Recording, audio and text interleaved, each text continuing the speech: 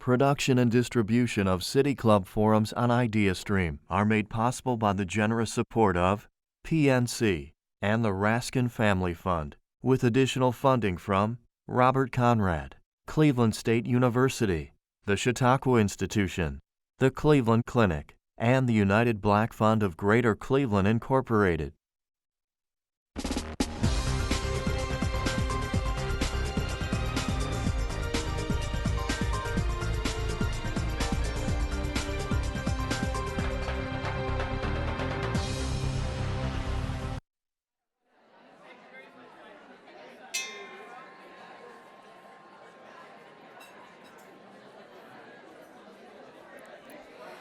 Good afternoon, and welcome to the City Club of Cleveland. I'm Tatiana Wells, Cleveland Central Promise Neighborhood's Early Learning Navigator. I am honored to introduce today's forum, a conversation on racial divide and infant and maternal mortality. 2019 marks the 400th anniversary for the arrival of the first ship containing enslaved Africans in British North America. Since then, systems and institutions in America have provided preferential opportunity to some while simultaneously subjecting people of African ancestry to hardship and disadvantage. This opportunity imbalance has subjected African Americans to many injustices. We're gathered here today to discuss how systemic racism has driven health inequities, especially for women and children. According to recent government data, Black infants in America are now more than twice as likely to die as white infants, a racial disparity that is wider than the one that existed in 1850 when the first infant mortality rates by race were recorded. The rates of maternal mortality are equally grim and across all class and socioeconomic class. Our state, region, city, and county are not immune to these trends. Cuyahoga County has one of the highest infant mortality rates in the country. Despite the development of new efforts and initiatives, we continue to see high rates of medical complications and death of Black and Hispanic women and children.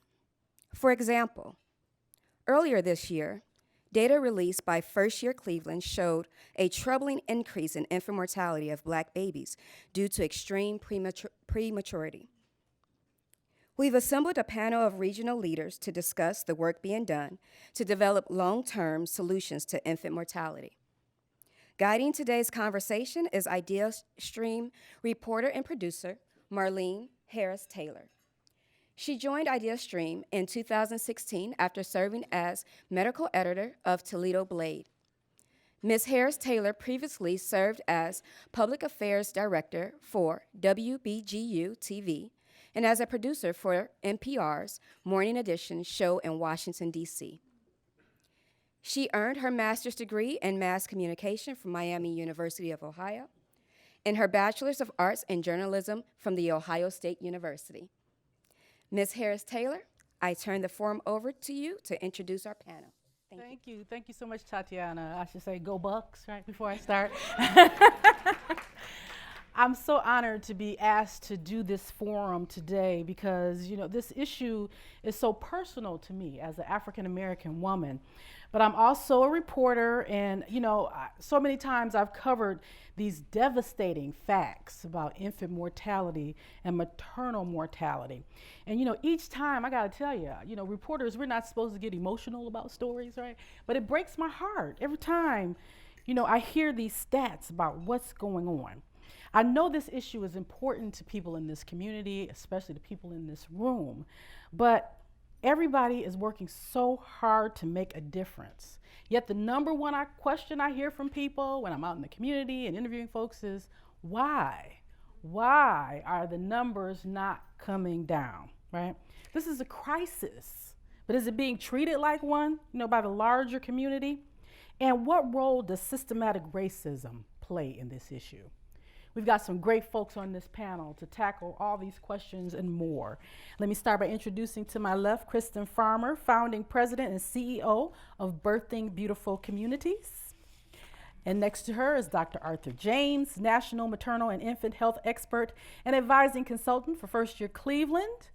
And rounding out the panel is Margaret Mitchell, President and CEO of YWCA of Cleveland. Welcome all of you to the panel today for this discussion.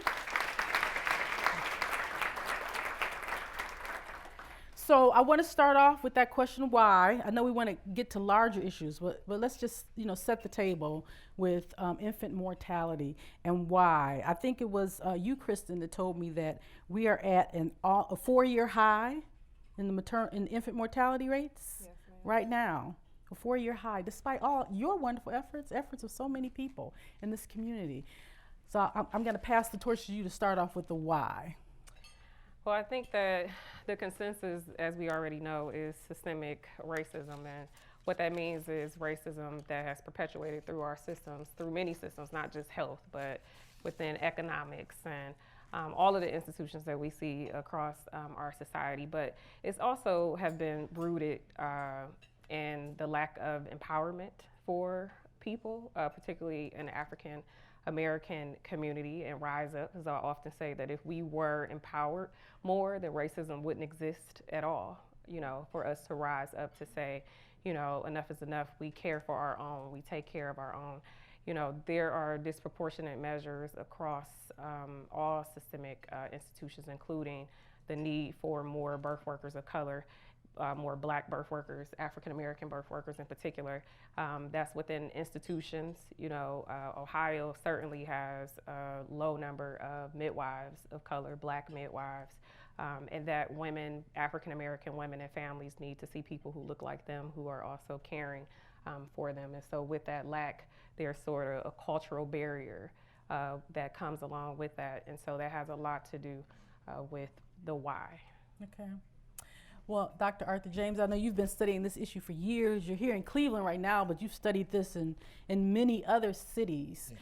I'm going to let you tackle the why as well. Yeah, I think it's very significant that you're having this conversation today here at City Club, where you are beginning the conversation with an acknowledgement, first off, of the 400-year anniversary of slavery, and then talking about the contribution that racism makes to the disparities that we see in birth outcomes.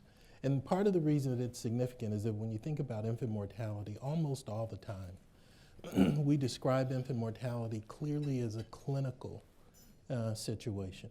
So we talk about babies dying from premature birth, from congenital anomalies, from sudden unexpected infant deaths. We talk about it strictly from a clinical perspective. We never or rarely make the connection between the social stuff that leads to increased risk for certain populations. And when we take that perspective, when we take into consideration the importance of the social determinants of health, I think where we look at the issues of racial disparities in birth outcomes, especially Black-white disparities in birth outcomes, it's hard to ignore the significance that history makes. So that in 2019, as Tatiana said to us earlier, we are acknowledging the 400-year anniversary of African American slavery in this country. 246 years of slavery followed by 99 years of Jim Crow account for 345 of the 400 years that African Americans have been here since the onset of slavery. Put that in the following context. That 345 years accounts for 86% of the African American experience since the onset of slavery. 86%. Yet as we compare blacks and whites today, not just in terms of infant mortality, but in maternal mortality, in any domain you care to make the comparison, we never talk about that history. We never talk about the 86% of the time that we provided substantial advantage to those of us who are white while simultaneously exposing those of us of African ancestry to significant and substantial disadvantage, and also appreciate that advantage as well as disadvantage accumulate over time. And so when we come to this point in our history, 400 years since the onset of African slavery in this country, it's time to lift up a different narrative to explain the disparity. I came to Ohio to work on this issue, recruited by this state in Ohio State University in 2011. And when I got here, the dominant explanation for why we have the racial disparities in birth outcomes are group level flaws amongst those of us of color. And that's not true. The Genome Project has said to us we're 99.9% the same. The American Anthropological Association has said to us not only that in terms of genetics that we're almost identical, but that this whole conversation we've had in this country to explain the disparities is based on this myth, this errant philosophy that some of us are superior to others. And if we believe that, then it influences how we direct our programs, policies, and interventions to help achieve what we need to be working on, and that's achieving equity. Arthur, you've said a lot there. A lot to unpack there. But I mean, changing the narrative, that's really powerful. And we're going to come back to that. But I want to give Margaret a chance to tackle the why question first. Well, I do think changing the narrative is huge. And you know what Dr. James has just talked about is we're not looking at race, we're looking at racism. And when we take infant and maternal loss, and then the juxtaposition of being in a city with world-class healthcare, where else can we arrive? And we are at a point where that world-class healthcare is standing up and saying, and listening, and doing in a way that they never have before. We are at a point, we're on the edge of the cliff, and we have got to move. Every time I hear those numbers, something inside me dies. It's an emotional feeling. I don't know if anybody else has that. Mm-hmm. But you literally have a feeling inside you that denies truth. We have suppressed, thanks to oppression, that feeling for far too long. And it is time to take action, to change the narrative, to start from a level of truth. It is not race, it is racism. And I know how hard that is. I know how difficult that is. But that is the truth. And we have amassed the ability to move forward. We really have. You know, I think that to not look at this as a clinical problem and a problem, a larger societal problem, I think it's really hard for many people because, to your point, that's where the focus has been for so long, right? So how do we move people from thinking about it's a deficiency, if you will, in Black women? Because so often you hear about, well, is it the smoking rate among Black women? Is it diabetes? Is it obesity? And I'm sure there are people who are going to be listening to this program and say, well, what about the personal responsibility of the individual? Right? You've all heard that. What do you say to that?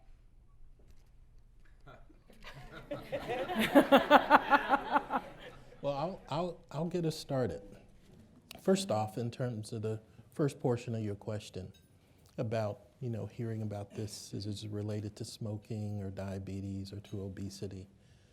Again, those things look to attribute the primary cause for not only infant mortality, but the racial disparity in birth outcomes to clinical stuff and puts the responsibility primarily on the individual.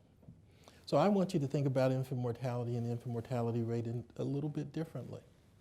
That while it's going to take both clinical and non-clinical interventions for us to get to the point that we want to get to, when we think about infant mortality, especially Black infant mortality in this day and age, the way I would like for you to think about it is that many of those deaths are the consequence of clinical or non-clinical circumstances. So hear me out.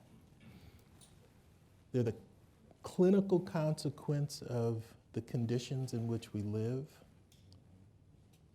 where we work, where we age.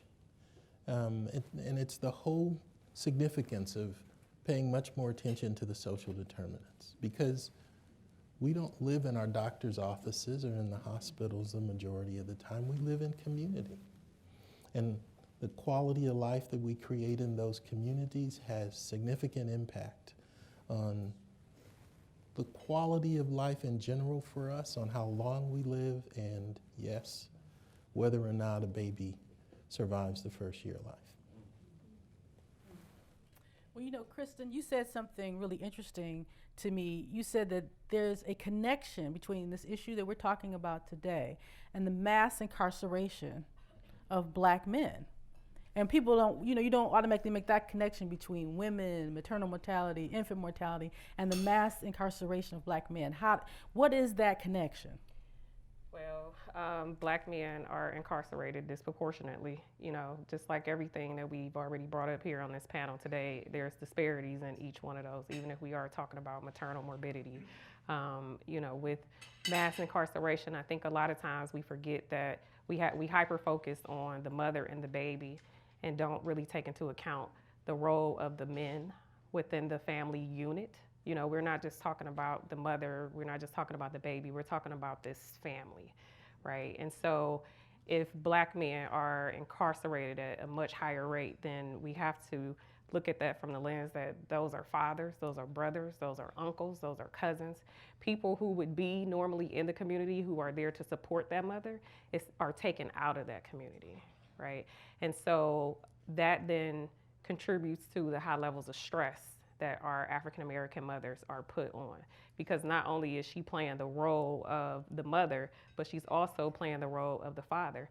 In Huff neighborhood, for example, and this is mimicked across our inner cities, a lot of times that close to 80% of the households are female head of households, And then that community specifically, we also have high functioning illiteracy rates too within those same communities. So, it would be naive of us to look just at the mother, the baby, or these little, things around the maternal morbidity, but it's a whole system, right? Mm-hmm. The outcome is the poor birth outcome, right? Because it's our most vulnerable population, but there's all of the other things that contribute to that.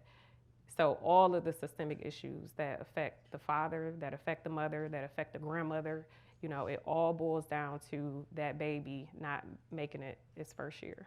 It's interesting you brought up the female head of household, because that's another issue where people often point to Black women and say, look, why don't you have a man in the house, right? Why are you having babies? Just stop having babies, right? If you don't have a man in the house, right? Margaret, speak to that issue around, what females are having to deal with on their own. I think we so often point back to the Black female, and so much blame is laid at her feet. And rarely are we looking at the educational system here in the United States. I know many of you read the Plain Dealer article from the Washington Post regarding Shaker Heights schools, really a tale of two cities. And you carry that through 2016. There was a comprehensive study done, a survey done of medical students, I believe at the University of Virginia. They asked the students a number of questions around race, and one of those questions, what was revealed from the students was that medical students believe that Blacks feel less pain. Now, where does that come from? Did that start at the University of Virginia or in medical school? No, it didn't.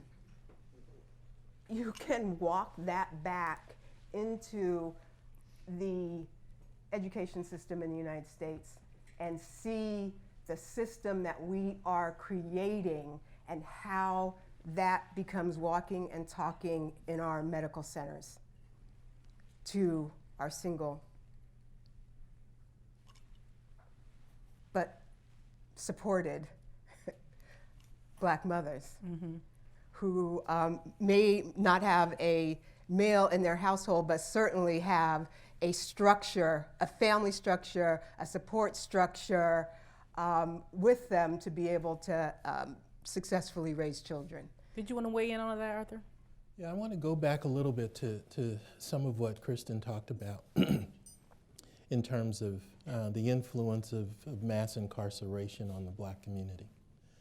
We are currently at a point where statistics suggest to us that 1 out of every 3 Black men will encounter the criminal justice system in the United States. Mass incarceration was started as a result of this whole war on drugs. That war on drugs was contrived, specifically targeting communities of color, even though we know from data that where crack cocaine and other forms of cocaine were concerned, that whites were just as likely to use those forms of cocaine than blacks or Latinos were, yet we arrested Latinos 2 times more often than whites and 4 times more often for black people. So you think about the devastating effect that removing that many Black men from the Black community has had in general on the Black community. And I think emphasizing this point also helps us to appreciate and understand contemporary racism, because now we're in the midst of an opioid epidemic, where opioids are tremendously much more dangerous than cocaine and crack cocaine everywhere, where they kill many, many, many more people. Yet the primary users are white, and instead of taking the same approach we did for crack cocaine, where we criminalized our national approach, we have elected to medicalize our approach now that the majority of the users are whites. It goes back to that whole thing that I was talking about the advantage that we give to whites, disadvantage to blacks. I'm not saying that I disagree with the medicalized approach to the use of opioids. But why wasn't that the appropriate response for when we were dealing with cocaine and crack cocaine a few decades ago?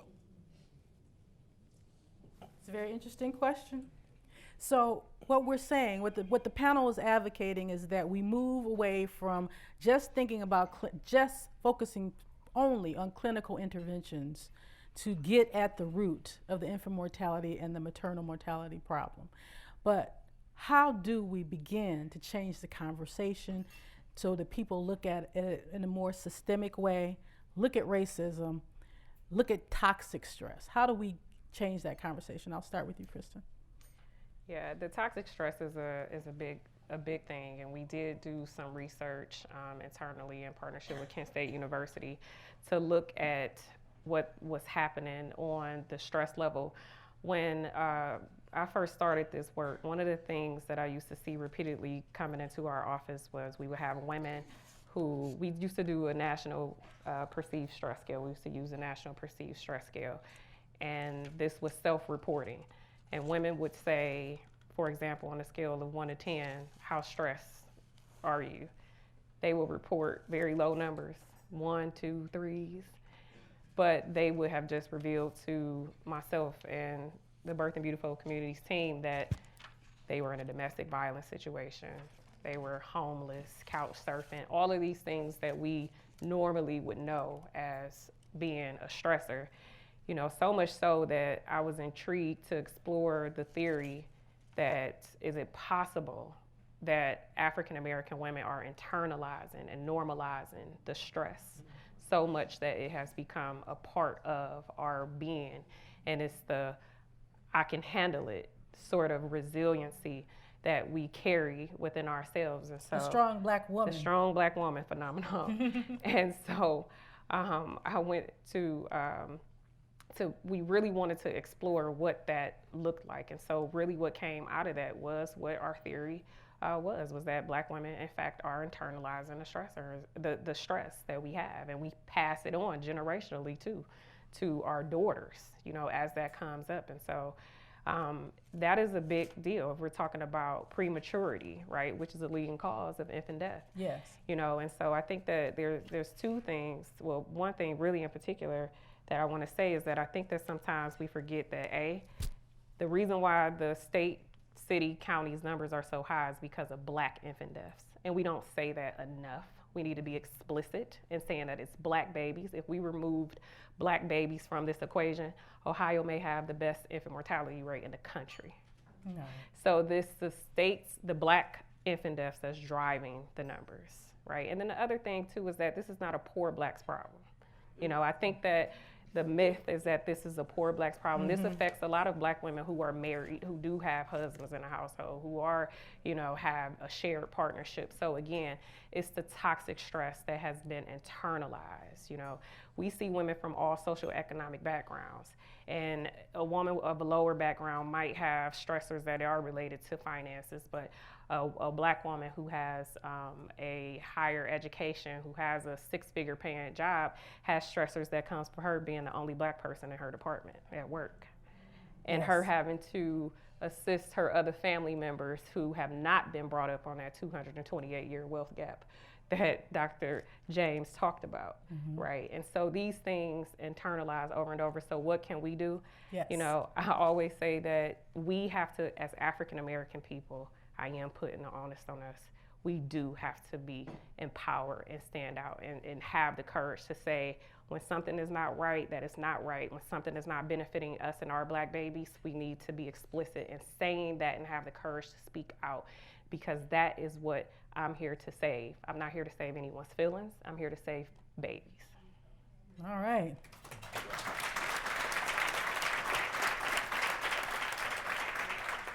With that, we're almost at the point that we're about to take questions from the audience. And I just want to say that I'm reset here. I'm Marlene Harris-Taylor, reporter-producer at IdeaStream. And today at the City Club, we're listening to a forum on the racial divide in infant and maternal mortality featuring Kristen Farmer, founding president and CEO of Birthing Beautiful Communities, Dr. Arthur James, national maternal and infant health expert and advising consultant for First Year Cleveland, and Margaret Mitchell, president and CEO of YWCA of Cleveland. We're about to begin the audience Q&A. We welcome questions from everyone, City Club members, guests, students, and those of you joining us via live stream. If you'd like to tweet a question, please tweet it at the City Club. Holding the microphones today, our Office and Customer Service Coordinator, Tiffany France, over there to the left, and also Outreach Manager, Julia Wong, over here. So if you have a question, let us know. We're ready for the first question.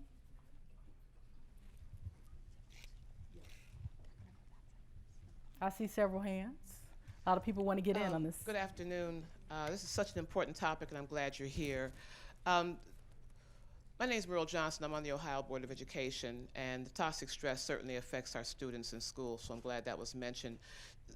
There have been campaigns and ads and so forth talking about how bad drugs are when you're pregnant, how bad alcohol is, but I haven't seen anything that talks about the importance of attachment and the baby being able to bond with the mom or a caregiver when that baby is small, and how that actually affects the brain. So, when you talk about solutions, I just think it would be wonderful to have a campaign on TV that talks, because so often parents don't understand how just nurturing and cuddling and cooing can really, really change how a baby grows up and builds resilience. So Mike, how would you feel about something like that? Do you think that would make sense to have a campaign like that? I certainly do. I'm team doula all the way. I would say that is something that doulas advocate, for. But that bonding experience has a lot to do with breastfeeding as well, too. And my team and I were just in the office having this conversation yesterday, as we had a client in there who had twins, 7-week-old twins, and I was talking to her about the difference between formula feeding and breastfeeding, right? But we have to get a little real too around how do we promote breastfeeding and the bonding aspect, with also informing people, telling them to leave their babies alone on the back in a crib away from them, right? So what is the medium between that? Because I totally agree. There are a lot of research that talks about breastfeeding, so how do we, with giving people options, be able to say that breastfeeding does help to promote the bonding that you talked about, but it also has other benefits as well too. So I totally agree. I would like to see such a campaign. And Kristen, we should say for folks who don't know that you operate a wonderful doula program. Oh yes, and there's the team right there, Birth and Beautiful Communities. And our Akron team, we have some, thank you. And you recently expanded to Akron. To Akron, we now have 2 locations, and our Akron family is here too today. So we call ourselves perinatal support specialists because we're like super doulas. Oh, all right. So we're with the parents for up to 80 weeks. Okay. Very early on in a pregnancy, we actually attend the labor and delivery, and we're with them until the baby is a year old. We have an infant survival rate of 99.2% that I'm very proud to say.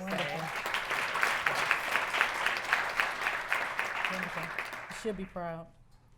I just wanted to add that I think, bonding is critically important, but I also think that every child should deserve being able to come home to a lead-free house. Mm-hmm. And environmental racism is also killing our babies, filling our prisons. We're being poisoned. Our children are being poisoned in Cleveland, and lead is again at a crisis level. Mm-hmm. And poor air quality. Poor air quality, yeah. So if I can go back to the original question, I think there is data that would suggest to us, for example, that when we initiate skin to skin after a baby is born, and as well as when we include breastfeeding, that in fact those babies do have a better survival compared to babies who are not exposed to those things. And some of that, I think, occurs as a consequence of some things that we cannot explain. I like to use the example of if a baby is cold and that mother takes that baby and places that baby skin to skin. By mechanisms of communication that we don't understand, that mother's core body temperature will heat up until her baby's temperature is normal. And then the mother's core body temperature normalizes.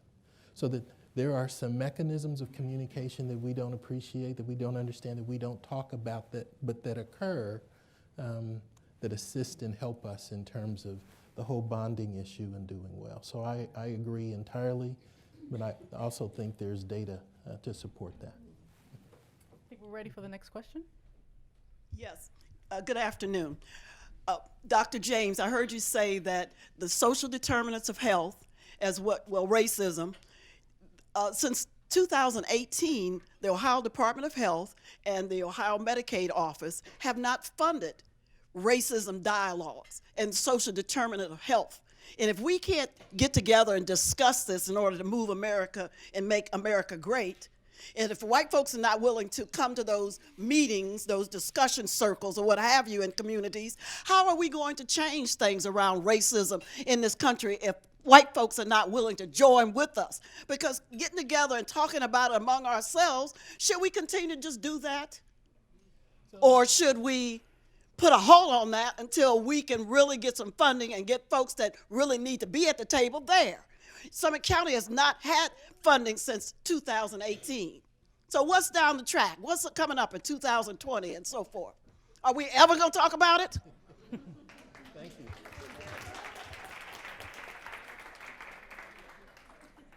Thank you for that very, very important question. It's one of the reasons that we raise up the whole issue of 2019 and this 400-year anniversary as an opportunity for us to lift up the conversation about race and how America has managed race. It also, I think, is one of the significant things about First Year Cleveland.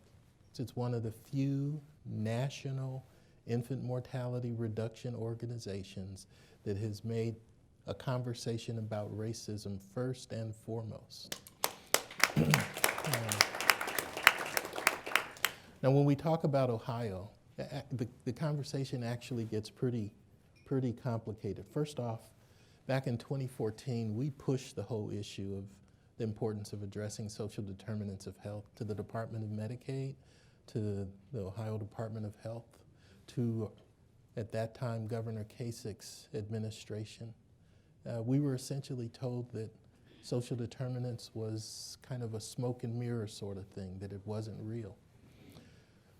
Not able to convince them to do it, we circumvented them and passed Senate Bill, I forget the number now, but it was passed in December of 2016 that introduced 32 different things to improve infant mortality in the state of Ohio, and one of them was to commission an organization to study how social determinants of health influences birth outcomes. Health Policy Institute of Ohio was the organization that did that study. It's over 250 pages. It's available to all of us online. And they connected those dots. And as a consequence of that, we're now using that document to try to convince our legislators that, in fact, social determinants is not smoke and mirrors, but that it is extremely important if we're going to improve birth outcomes. Where racism is concerned, it's a national effort to try to help people understand the connection between how America has managed race and the consequences that it has on birth outcomes. Kristen talked earlier about the whole notion of stress. We are not reluctant at all today to tell women who are pregnant that if they're experiencing a significant amount of stress, that stress can be incorporated under their skin, if you will, get incorporated into their physiology, and it can adversely affect the outcome of the pregnancy for her. But it can also change the physiology of her fetus and place the outcome of the pregnancy for the fetus at increased risk. But here's the other piece that is extremely important. That fetus can pass those physiologic changes on to subsequent generations. So you think about that. Think about this influence of stress that we're very comfortable with talking about today. You think about that within the context of that 400-year history that I talked about, where for 246 years we were subjected to the extreme toxic stress of slavery, followed by another 99 years of Jim Crow. And how that has influenced our physiology and how that change in the physiology has influenced life expectancy for us in general, but birth outcomes in particular for this conversation. So I think your question is extremely important and one that we have to acknowledge and push to make sure that it's a prominent part of the conversation we have, not just here in Cuyahoga County, but throughout this nation.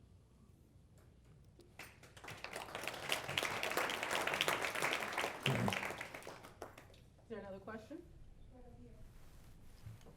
Hi, thank you for joining us and continuing to have the conversation. But I guess for me, I'm more of an action person. So given the information that we've been provided, given the knowledge that we know that it's affecting our Black babies, sitting on many panels and participating in a number of organizations promoting, for example, community baby showers and things of that nature as a possible solution or effort to make our community more aware. I'm worried that it's not happening and it's not enough. So what do you recommend for persons like Lone Rangers that do these kind of things to take it to the next level? How do we can't place hospitals in the community. We're limited. So what is the next step or recommendations to making these smaller efforts more powerful? That's a great question, because so often when people hear this information, they want to respond. You may be sad, but you also want to respond by taking some action. And people often don't know where's the right way to go to make a difference. So who wants to take that one? I know it's a toughie. Well, go ahead. I was going to say that, I certainly resonate with what you said. And that's how I came to found the organization, is because I couldn't sit at any more tables. I couldn't do any more panels. I couldn't talk anymore about what needed to happen versus actually doing it and being involved. So it depends on where you are within the community and what your skill set is. and playing up your gift so that you can share that with the people within your community to help to empower them in some way. And that's different for everyone, you know, what it is that you can contribute. You know, there's a lot of economic issues, you know, so I'm really big on entrepreneurship opportunities and helping people, putting them to work, you know, so that there is a sense of empowerment, so that they have some hope, you know, so that they know that they are not worthless beings, you know. And so, you know, by way of that, our work is centered around doing birth work, but there's many other ways, and I totally agree, because a lot of it is surfacey versus we know what the root problem is. You know, how do we create a platform to where our mothers are not so stressed? How are we taking things off of their plates constantly, right?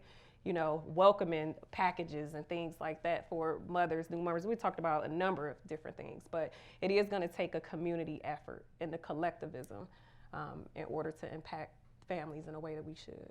It sounds like you're saying she should keep doing what she's doing. Mm-hmm. And it's going to take a lot of little, I shouldn't say little, but many different efforts like that as we try to work on these bigger issues around attacking structural racism. So I'm going to totally agree with everything that Kristen said. I think it's a wonderful, wonderful question. In general, I would suggest that you start where you are and try to influence your sphere of influence. So it could be your family, it could be your friends, it could be your community at church. And it begins with education, again, with changing this narrative that in fact the fault is all ours and not the larger system's way of treating us. But you are correct, there is a bigger conversation that needs to take place. And one of the ways that we're trying to contribute to that larger conversation beginning in this community is that this city is hosting a summit on November 8th and 9th to do three things: to acknowledge the 400-year history, to talk about changing the narrative, and to begin to try to kickstart a national conversation about how we get on the other side of racism. Some of the people that we have coming to speak at that summit include Isabel Wilkerson, the author of Warmth of Other Suns, Derek Hamilton, the current executive director of the Kirwan Institute for the Study of Race and Ethnicity, Stacy Stewart, the first Black president and CEO of the March of Dimes, John Powell, prior executive director of the Kirwan Institute, current executive director of the Haas Institute at UC Berkeley, Dr. Harriet Washington, who is the author of Medical Apartheid and just dropped a new book a couple of months ago on environmental racism, Gail Christopher, who many of you know is a native of Cleveland, Monica McLemore, who is a reproductive rights advocate, Dr. Joya Career-Perry, who is the founder of the National Birth Equity Collaborative, Jenny Joseph, who many of you know is a midwife in Florida who has this wonderful program.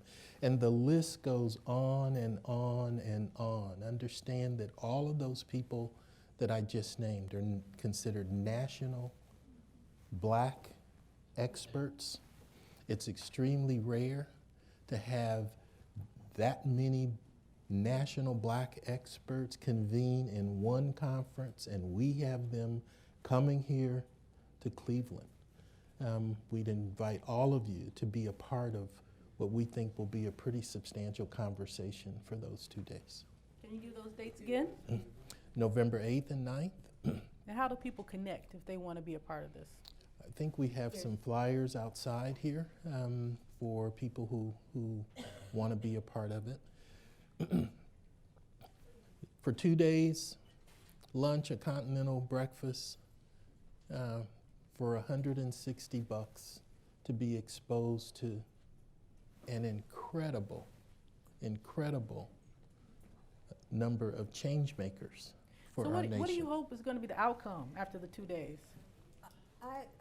I'll speak to the outcome, but I also, as a segue, just to respond to the woman's question, the young woman's question, I did want to say that one of the most important things that we can do is vote. And when we're voting, we need to hold those that we vote for accountable. We need to know who we are voting for and why we are voting for them. We also need to use the pen, if you will. We need to use channels to report incidents that we deem racist in nature, biased in nature. There are channels to be able to, get that information where it needs to be, where it can affect change. We need to think about how we begin shifting systems of power, and we do that when we have collective voices. And so I would just encourage us to think about how we are going to be involved in systems and help shift that power so we can begin dismantling those structures from the inside out. We've got to be at tables. We have to be at the table so that we can define how those tables are being set. But voting is key. It is key. Our votes matter. We need to show up in important and big ways in November 2019 and November 2020.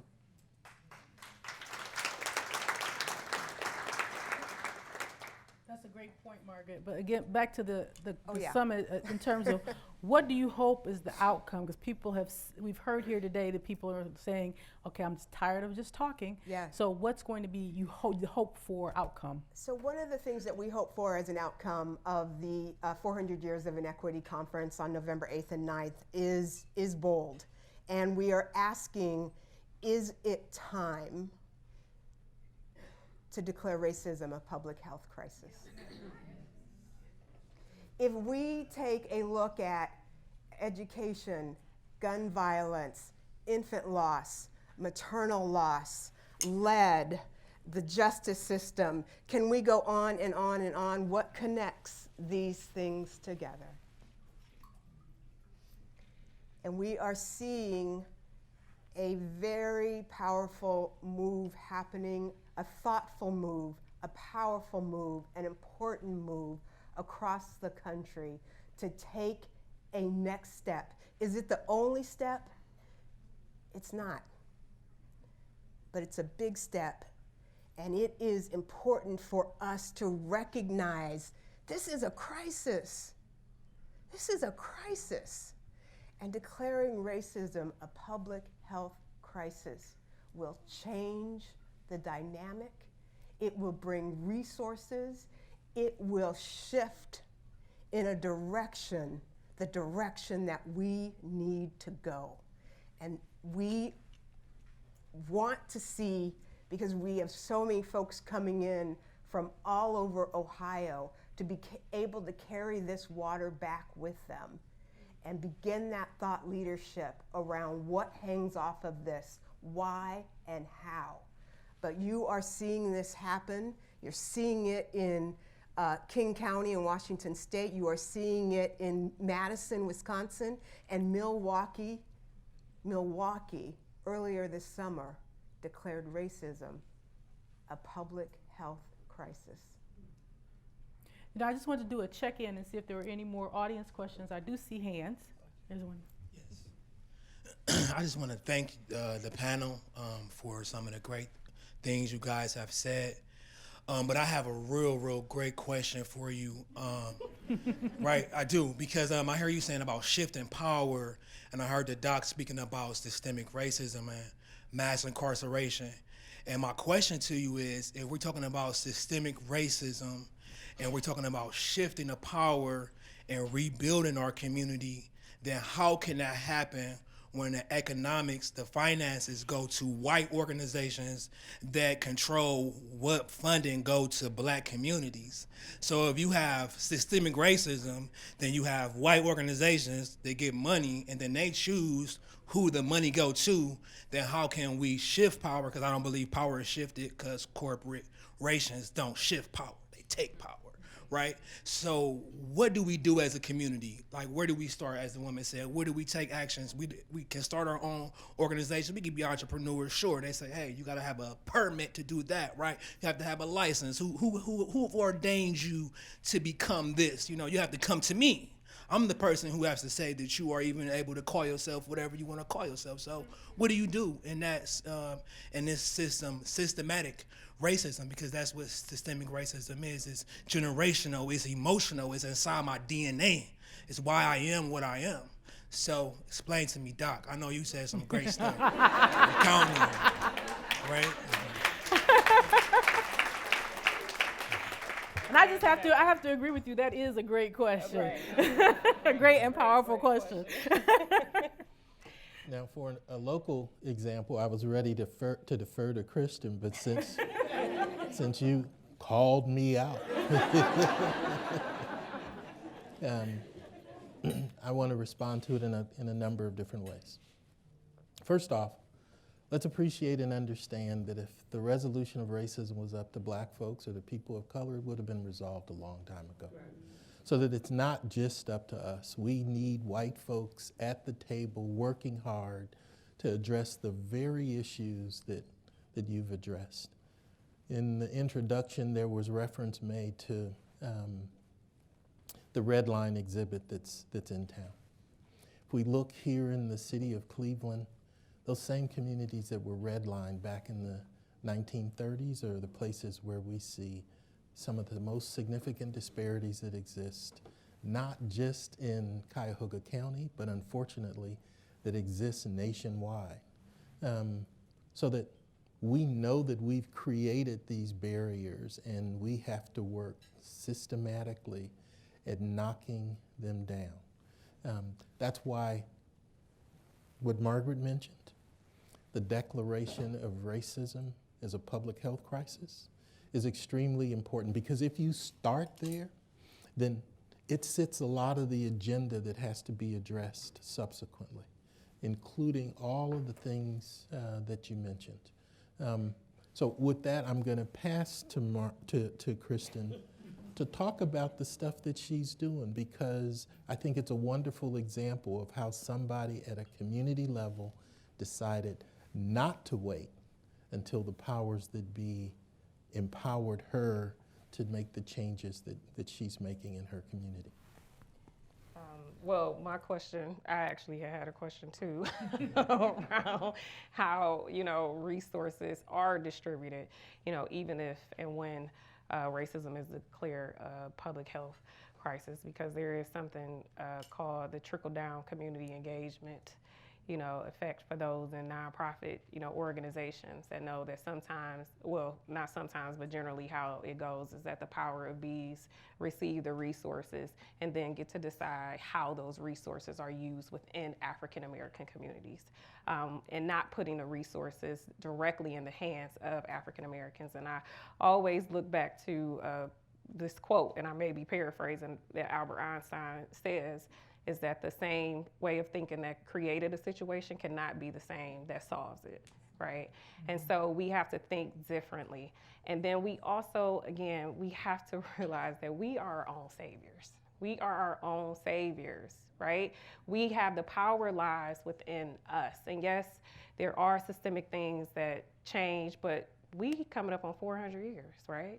So do we have 400 more years? Or are we going to take this in the reins of our own hands, black, white, Hispanic, and different, right?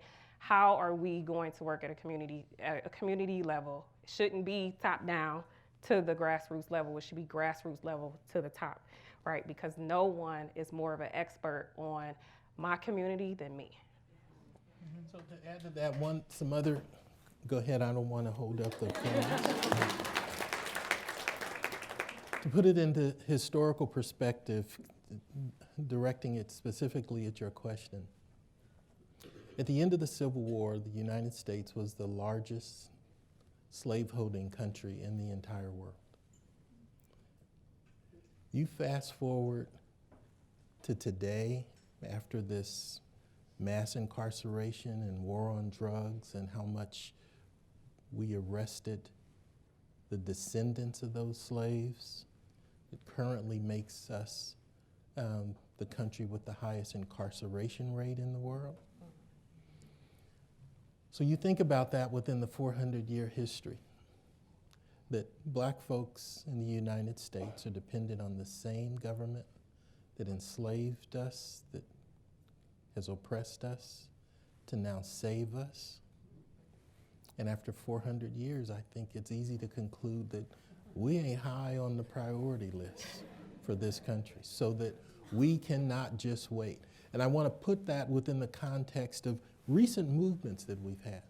So for example, as a consequence of concern about the rate at which black people, unarmed black people have been killed by police, we had a movement that was Take a Knee. And we had leadership in this country dog out that movement. And as a consequence, that movement died. We haven't heard much about that in the last several months. Where saving our mothers and our babies are concerned, we cannot stop. We can never stop. Basic to the responsibility of any of us who are adults is to save our children. And we have to stay on that page, and we have to do any and everything necessary for that to occur. In this community, right here where we live, where black communities are in the shadow of some of the world's destinations for care, black babies die at 4 times the rate of white babies. And for large communities in the United States, Cleveland is regularly one of the worst for the rate at which our babies die. It's time to change that. And this is the time that we want to use to change the conversation, to change the narrative, to make sure that this community changes the way that we approach this problem so that all of our babies have an equitable opportunity for surviving the first year of life. I think those are great words to end on.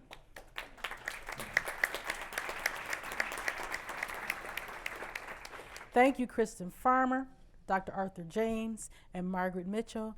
And now we're going to turn it back over to the City Club folks, to Stephanie, to end us out, close us out. Yeah, I'm Stephanie Jansky, Director of Programming here at the City Club, and today we've been listening to a forum on the racial divide in infant and maternal mortality, featuring Kristen Farmer, founding president and CEO of Birthing Beautiful Communities, Dr. Arthur James, a national maternal and infant health expert and advising consultant for First Year Cleveland, and Margaret Mitchell, president and CEO of YWCA of Cleveland. Our moderator is IdeaStream reporter-producer Marlene Harris-Taylor. Today's forum is part of our Health Equity Series sponsored by the St. Luke's Foundation and the Sisters of Charity Foundation of Cleveland. Additional support for this forum comes from Aetna. We have representatives from all of our sponsoring organizations with us today, and we appreciate your support of City Club programming. Community partners for today's forum include Birthing Beautiful Communities, First Year Cleveland, and the YWCA of Greater Cleveland. We appreciate your partnership. And we welcome guests at tables hosted by the Center for Families and Children, the City of Akron, Cleveland Clinic, the Metro Health System, Summa Health Systems Equity Center, Third Space Action Lab, and University Hospitals, as well as students from Campus International School. Support for student participation in City Club forums comes from the William M. Weiss Foundation, with additional support from donors you'll find in today's program. We're happy to have all of you here. And that brings you to the end of today's forum. Thank you all the panelists, and thank you, Marlene. And special thanks to the members and friends of the City Club whose financial support makes our work possible. To find out more about upcoming forums and how you can support the City Club, visit us online at cityclub.org. This forum is now adjourned. For information on upcoming speakers or for podcasts of the City Club, go to cityclub.org.